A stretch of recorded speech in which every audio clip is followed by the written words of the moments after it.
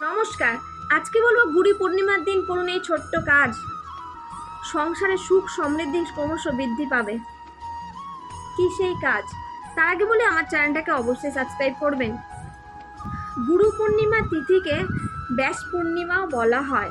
এই তিথিতে যদি কিছু নিয়ম বা আচার আচরণ করতে পারেন, জীবনে ধন সম্পত্তির অভাব ঘটে না এবং জীবনের আর্থিক সমস্যাও আপনাদের ধীরে ধীরে সরতে থাকবে।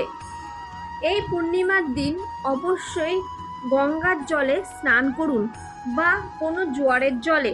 এতে কিন্তু আপনার সৌভাগ্য ক্রমশ বৃদ্ধি পেতে থাকবে এবং দুর্ভাগ্য আপনার জীবন থেকে সরতে থাকবে যখনই ওই স্নানটা করবেন।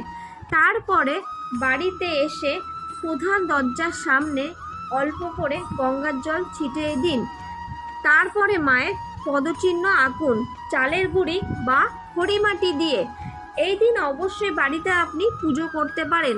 মাকে আপনি ভোগ দিতে পারেন কোনো সাদা মিষ্টি, ক্ষীরের মিষ্টি আর অল্প নারকেল কোড়া দিয়ে আপনি চিড়ে ভিজিয়ে তার উপর চিনি দিয়ে মাকে এই বিশেষ ভোগটি অর্পণ করুন। এতে মা প্রসন্ন হবেন। অবশ্যই সন্ধ্যার পর ঘিয়ের প্রদীপ দিয়ে আরতি করবেন। বাড়িতে কর্পূর অবশ্যই জ্বালাবেন সন্ধ্যার পর।